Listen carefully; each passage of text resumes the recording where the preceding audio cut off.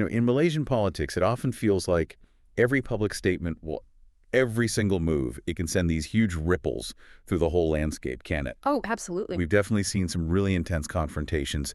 Leaders push back hard. Lines get drawn almost daily.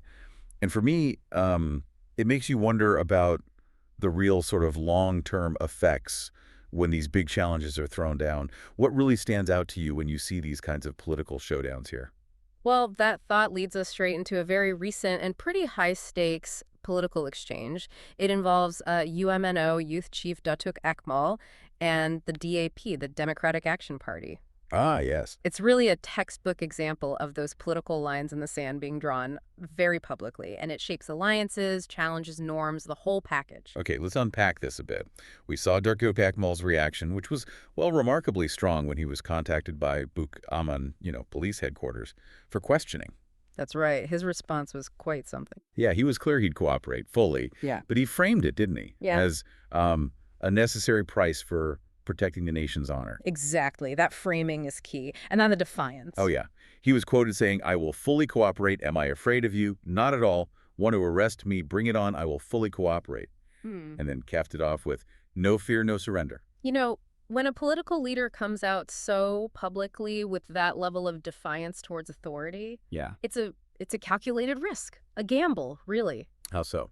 Well, on one hand, it projects strength, right? Yeah. Conviction. It speaks to their base, shores up loyalty, gets people fired up. Sure, I can see that. But on the other hand, it risks alienating maybe more neutral observers or escalating tensions with institutions. It shows a certain willingness to challenge the established way of doing things. Really highlights his conviction there. And he didn't just leave it there. He actually escalated things, issuing this powerful ultimatum aimed right at the DAP. The statement was incredibly direct. He basically said, breaking ties with me means breaking ties with UMNO Youth. And subsequently, breaking ties with UMNO itself.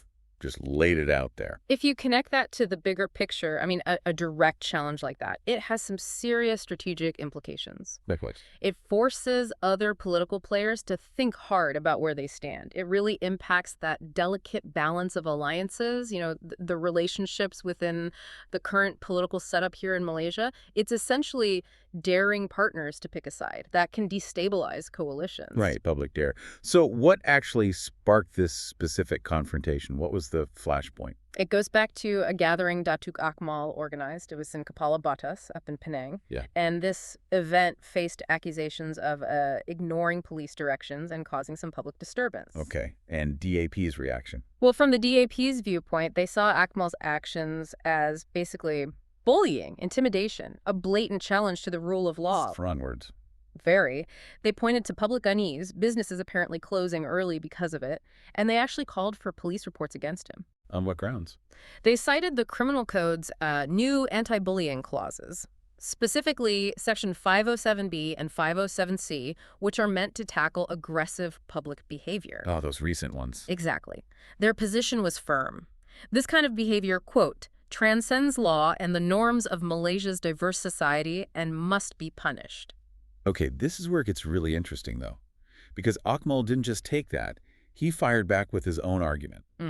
He brought up history. Yes, he pointed back at DAP's own history when they were in opposition during those big Burst C rallies, 3.0 and 4.0, major events. Right, the pro-electoral reform rallies. And he claimed they also allegedly ignored police directives back then, overturned cars, even trampled images of government leaders. This tactic, leveraging past actions and current debates, it's a common and often quite effective rhetorical tool. What do you mean? It's not just about reminding opponents of the past, it's strategic. It tries to delegitimize their current criticisms by pointing out what he sees as past hypocrisy. The "you did it too" argument.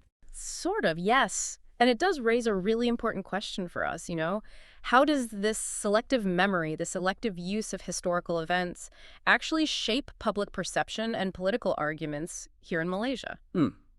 Good question. It shifts the focus, doesn't it, away from maybe present accountability towards past conduct. It lets politicians potentially deflect or justify what they're doing now by pointing fingers elsewhere. And Akmal drew a sharp contrast, didn't he? He insisted his recent gathering was peaceful, no disrespect like trampling images of leaders, unlike what he accused DAP of. Now, Exactly. this whole episode, it really just lays bare that core tension in Malaysian politics, doesn't it? You've got this clash of ideologies, wildly different views on what's acceptable public behavior, and this really strategic, almost weaponized use of history. It really does. And it leaves us with a difficult question, I think. In our diverse society, where exactly does that line lie? The line between robust, legitimate political expression and, well, maintaining public order.